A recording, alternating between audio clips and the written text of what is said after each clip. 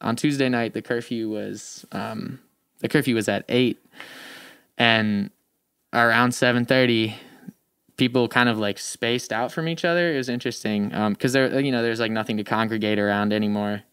But pretty much immediately there was a lot of people going up to that barricade in front of the precinct. So I'm trying to remember my directions here, but the north end of the precinct, there was like it was probably like 12 to 15 feet wide. Part of the barricade where there's no cement is just chain link fence, and it had like wheels on it. The night before, they had like pulled a giant black Humvee out of that area. Like scared to get people to move, and on the south side, there's like barricades all over, and like all around the building the whole way. The cement barricades with the tall fence on top. And there was like a lot of people lined up all across those barricades on either side.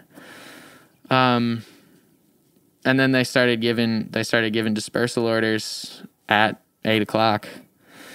And there was a lot of people there at 8:00. There was more people there at 8:00 than there were the night before. Mm-hmm.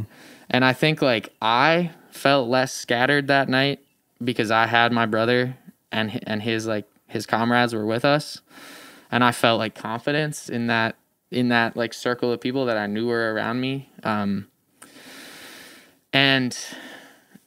I think that like not feeling that same anxiety that I did the night before, like definitely helped me like just kind of helped me like stay in my body and be less nervous. And on Tuesday night, the dispersal orders were a lot closer together, it felt like, but there was more of them. They were doing it like every 2 minutes they were asking people, and if somebody gets on a big ass megaphone, and is like, this has been deemed an illegal gathering, you must disperse.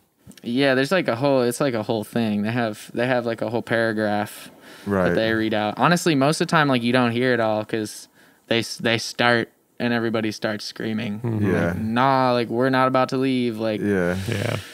And like definitely, like saw some water bottles thrown. Hell yeah. But like that's people's anger, like, and that makes makes a lot of sense. Like if you go up there and you shake the fence, like you're presenting yourself to those people, and all they're gonna do is like pepper spray you, and that's what happened to me. Yeah.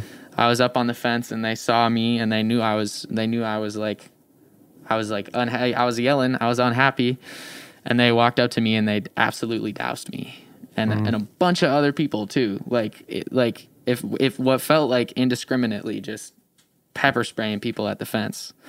And I've heard like a lot of other people who been out there all week saying the same thing.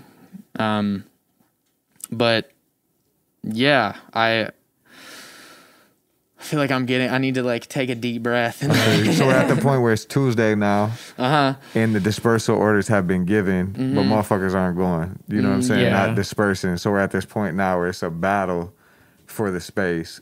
And so from the cops and the protesters. Totally. Yeah. And so I see that and I hear that and people are not leaving. So I'm like, I'm not leaving.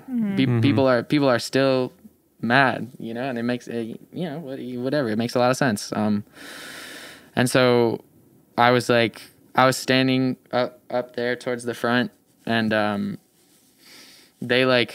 looked to the south where all the cement barriers were, and there was a huge line of cops. Like I couldn't see nothing but the like reflector state patrol vests. They were in like maroon pants with like neon green jackets and helmets. They look like juggernauts. Like they had stuff going up to their neck, like all the way to their chin. Like, and so like of course like I'm thinking, y'all are this mad at water bottles. Like y'all are fully armored and you're this mad at water bottles. Like, yeah. But so there's this huge line and like a bunch of vehicles behind him, like more vehicles than I could like see through the dark. And the south side is like to my right, or to my left. I'm sorry. It was to my left. And the north side was like right in front of me. And so like the Pump and Munch was like down to my left, like the gas station. And honestly, I forget what street that is. Humboldt? Might be. Yeah. But yeah, so that line of cops that was already outside the barricade, like started outside the barricade.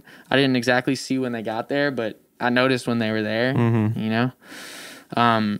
They just started like slowly moving in and slowly moving toward us. And meanwhile, we were getting dispersal orders from the north, shining like super bright lights into our face from the top of the truck. And they started to like, people started to, I mean, they were really pelting us with stuff at that point. When we were close to that north gate, that entrance where there's no barricade, and there was like, I got hit in the knee with something big and hard. I like took a step back and like I was fine. I was like, my knees were not locked. I was in like a good position to like not get super hurt by that.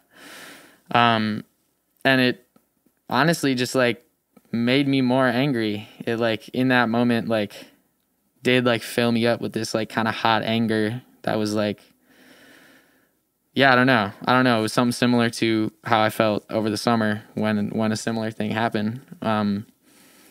And so I stayed there. I got hit and I went back and I stayed there because I felt that, and I didn't know what else to do with that, I guess. And after that was when like they really started like pouring out of the precinct and pushing up from the south. And they had us like, we were in there for a while. Like we were between those two lines of cop for a long time. Like what felt like a half an hour to 45 minutes of just like flashbangs, pepper balls, rubber bullets, and yeah, like I don't know if I said that one, pepper spray too. Yeah. I talked about it earlier. All lethal weapons. Lethal weapons. Oh yeah. And like there are people who I know directly who are like who have been to the hospital since Tuesday night and required surgery from these munitions. Like they are no joke. And not at all. And there are not people, and I guess this is what I was touching on when I was talking about like how are y'all afraid of water bottles? Like, and you know, this is like something that's been said and something that will be said. Like these people are in armor, afraid of water bottles. They got riot shields. They got these humongous caliber guns. Like, yeah. And there's all these people out here. Like, you know, this night I was a little more prepared. I had goggles. Like, I didn't have much else, you know, and they like. Yeah. But anywho, so they were closing in on us hard and fast and using a lot of concussion grenades. I remember that. And like that impact that you feel from those concussion grenades when they blow up near you is like super scary. It's like, yeah. It's definitely like just another scare tactic, the loud noise and like the force. It's hard to train your body to stay there. You know, like it's like really provokes a flee reaction. It's like disorienting. Yeah. And I also like don't want to be wearing earplugs because I feel like I want to be able to like hear what's going on around me like clearly, you know, and I want to hear people talking to me and like saying things if I'm not like from behind me or whatever, you know. But so yeah, we got we were like forced onto the lawn of the apartment buildings. I was wearing masks and I had goggles on and they were all fogged up. And the outside of them was like covered in pepper spray. And after that happened, like I wasn't going to take them off and put them back on because I just like knew what that would do. And so my goggles were all fogged up and there was umbrellas all over. And then all of a sudden everybody around me started running and I like tripped backwards, got up, saw cops, and then like tried to turn around and run. But before I could get anywhere, I had been like shoved to the ground and there was like weight on my back and legs. And I got zip tied and like I was getting yelled at. And like, I don't know, maybe I was resisting, but like, what do you think your body's going to do when you get tackled, you know, like, how do you, like, you don't know what's going on, you know? Like, how are you going to respond to getting tackled from behind? Like, yeah, I don't know. So I was yelled at to stop resisting a bunch of times. And they just like, they really took them zip ties like as far as it would go around my wrist. And I heard a bunch of people telling me like, ball your fist up before they do that. And like, I didn't, because I guess it like makes your wrist bigger. I don't know. I didn't do that. And I swear those things get tighter too. Like as time goes on, like the longer you spend in them, the more you like move around and fidget, like the tighter they get around your wrist. So yeah, after that, I mean, like I had this moment where I was looking at the pavement with dude on my back, and I like just, I don't know. I was like, yeah, this is like very real now. Like I'm not going home tonight. And like I didn't carry that expectation into that night. I like knew, I guess I like had an idea of what I was getting into, but definitely like there was just like kind of a super sinking feeling in my chest and my stomach when that happened. And when I looked at the pavement in front of me and felt those dudes on my back and heard them yelling at me, like I was like, damn, yeah, this is, I don't know. So that's the first time that I've ever been detained by police or anything. And they brought me to a cop car. And they told me I was arrested. They told me I was being arrested. Thanks. I know. And they didn't tell me what with. They didn't tell me what I was being arrested for. They like searched me a bunch of times. And I just like was reading over the cop's shoulder in the cop car. He was like typing some stuff out, and I saw that he was typing out like rioting after curfew, like this whole big long list of stuff that just like included like unlawful gathering and rioting. And I was like, I wouldn't have known that unless I did that, unless I looked over that cop's shoulder. Like, and I feel like that's important. I don't know how important that is, but like nobody ever told, like, I knew why I was being arrested, but like, I felt like they should like acknowledge that they were arresting me for what they were arresting me for, but they didn't at all. And they were like, I don't know. They were just like, after that happened, after I saw what I was being charged for, they took me out of the cop car, and one cop pulled my mask off my face, and another cop took like a flash cell phone picture of my face.